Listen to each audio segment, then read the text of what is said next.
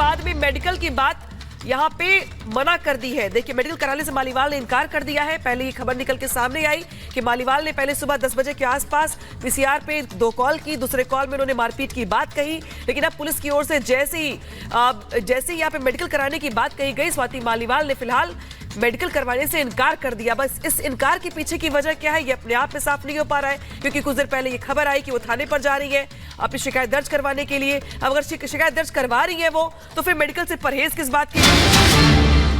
और एक और बड़ी खबर इसी से जुड़ी दर्शकों को बता दें, ये स्वाति मालीवाल केस में बड़ा अपडेट ये मिला है कि सुबह 9:30 बजे पीसीआर को पहली कॉल की गई और उसके बाद 9:39 पर पीसीआर को दूसरी कॉल की गई और दूसरी कॉल में विभव कुमार का नाम लिया गया है। पहली कॉल में एक और शख्स का नाम लिया था, जिसे मालीवाल ने दूसरी कॉल में वापस ले लिया है। तो यानी अभी शक शुबा इस पूरे केस में और गहराता दिखाई दे रहा है, क्योंकि पहली जो कॉल की गई इसमें एक शख्स का और नाम था जिसका दूसरी कॉल में जिक्र नहीं आया, उस शख्स का नाम वापस ले लिया गया और सिर्फ विभव कुमार पर यह आरोप लगाए गए हैं। तो पहला शख्स कौन था, अपने आप में यह सवाल बना हुआ है। इस बीच जो मेडिको लीगल केस बनाने की कोशिश थी पुलिस की, उसको भी स्वाति मालीवाल ने एक तरह से टाल दिया है, क्योंकि उनसे जब कहा गया कि मेडिकल करा लीजिए तो उन्होंने कहा कि वो बाद में कराएंगी। तो बहुत सारे सवाल अब इस पूरे प्रकरण में दिखाई दे रहे हैं, जिनका जवाब पुलिस तलाशने की कोशिश की है।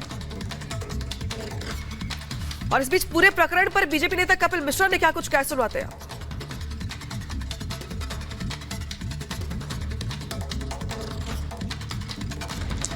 बहुत ही गंभीर बात है। राज्यसभा की सांसद, महिला आयोग की पूर्व अध्यक्ष स्वाति मालीवाल को आखिर मुख्यमंत्री के घर के अंदर से दिल्ली पुलिस को फोन क्यों करना पड़ा। सबसे पहले तो मैं ईश्वर से ये प्रार्थना करता हूं कि ये खबर झूठी हो।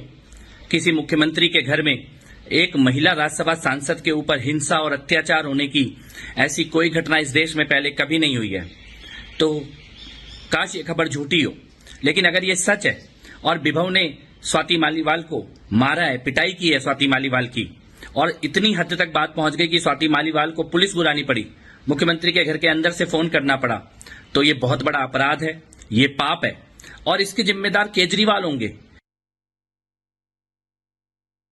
कपिल मिश्रा को सुन रहे थे आप, जिन्होंने सीधे सीधे कहा है कि गंभीर बात है, ये बड़ा अपराध है, हिंसा के असली अपराधी केजरीवाल हैं, क्योंकि वो इसलिए कह रहे हैं कि सीएम आवास से ये कॉल किया गया है। और देखिए, हम लगातार आपको बता रहे हैं कि आखिर क्या हुआ है। आप अपनी टीवी स्क्रीन पर देख सकते हैं कि किस तरीके से स्वाति मालीवाल ने पीसीआर को कॉल किया, विभव पर मारपीट का आरोप लगाया। करीब 9:30 बजे ये कॉल किया गया था। सीएम हाउस पहुंची दिल्ली पुलिस। ये किस तरीके से ये हुआ है, ये आपको लगातार आपके टीवी स्क्रीन पर दिखा रहे हैं कि सीएम आवास में आखिर उस दिन क्या हुआ, आखिर क्या हुआ था उस वक्त जब सीएम हाउस से कॉल पीसीआर को किया गया था। करीब 9:30 बजे यह मारपीट की खबर मिली थी। तो लगातार तस्वीरें दिखा रहे हैं आपको कि किस तरीके से स्वाति मालीवाल जो है अब वो इनकार कर रही मेडिकल करवाने से। लेकिन कब क्या कितने बजे कैसे हुआ और कैसे ये पूरा प्रकरण सामने आया, बता रहे लगातार आपको हम। सीएम केजरीवाल के घर से पहले पीसीआर को कॉल की गई, मालीवाल ने इस कॉल को किया था, ये कंफर्म हो गया। मालीवाल ने विभव पर मारपीट का आरोप लगाया था। सीएम हाउस दिल्ली पुलिस पहुंची भी। 9:30 बजे का वक्त था जब मालीवाल की ओर से पुलिस को कॉल की गई। 9:30 बजे के आसपास मारपीट की खबर दी गई और स्वाति मालीवाल की ओर से विभव का नाम लिया गया। इस शिकायत के बाद अब पुलिस पहुंची मुख्यमंत्री के आवास पर। हालांकि इसके बाद अब जो खबर निकल के सामने आ रही है वो ये कि पुलिस की ओर से स्वाति मालीवाल को मेडिकल करवाने के लिए कहा गया, लेकिन स्वाति मालीवाल की ओर से मेडिकल से इनकार कर दिया गया है। ऐसे में अब क्यों इनकार किया गया, आखिर क्यों अब स्वाति माल पीछे हट रही है। पहले खबर ये भी है कि थाने जा रही है वो शिकायत दर्ज करवाने के लिए। ऐसे में ये जो घटनाक्रम है ये नया मोड़ लेता दिखाई दे रहा है। हालांकि स्वाति मालीवाल जाएंगी, शिकायत दर्ज करवाएंगी या नहीं, इसको लेकर भी स्थिति साफ नहीं हो पाई। सलोनी, तो जानकारी हम आपको दे रहे हैं, ये पूरा सिलसिलेवार तरीके से बता रहे हैं कि आखिर स्वाति मालीवाल के आरोप क्या हैं। और ये आरोप उन्होंने आपको बताएं कि वो मुख्यमंत्री अरविंद केजरीवाल के घर पर मौजूद थी उस दौरान। पहली कॉल जब उन्होंने की तो ये भी जानकारी निकलकर सामने आई है कि 2 लोगों का नाम उनकी तरफ से लिया गया, लेकिन ठीक 9 मिनट बाद, पहले वो 9:30 पर पहली कॉल करती हैं और उसके बाद 2 लोगों का नाम लेती हैं और फिर 9:39 पर वो जो दूसरी कॉल करती हैं उसमें एक शख्स का नाम वो वापस ले लेती हैं। हमारे सहयोगी हमारे साथ सीधे जुड़ रहे हैं, उनका रुख कर लेते हैं। ये पूरा मामला सवालों के घेरे में दिख रहा है। पहले मेडिकल ना कराना, 2 कॉल्स होना जिसने एक शख्स का नाम वापस ले लेना, क्या चल रहा है ये आखिर आम आदमी पार्टी के अंदर ही, क्योंकि सांसद भी हैं और अरविंद केजरीवाल के घर पर ये सब होना।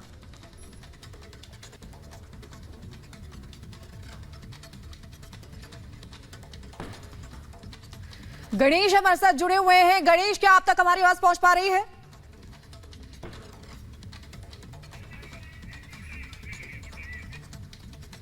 चलिए, संपर्क नहीं हो पा रहा है, दोबारा हम शान नहीं था।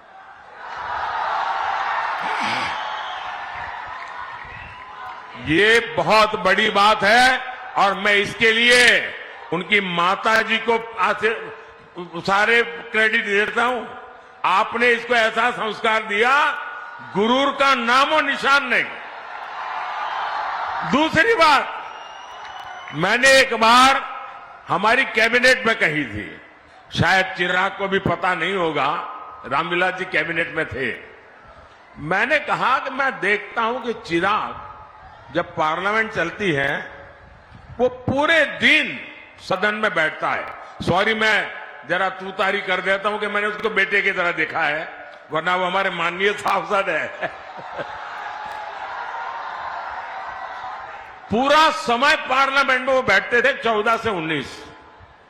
मैंने कैबिनेट में कहा, मैंने कहा देखिए भाई, इस बच्चे में सीखने की, जानने की इतनी लगन है, वो एक एमपी के रूप में इतना कोशिश कर रहा है सीखने की, और मैं मानता हूं एक सांसद के रूप में चिराग सफल सांसद है। आपके इस बिहार के सच्चे प्रतिनिधि है, और इसलिए आप जब चिराग को वोट देंगे ना,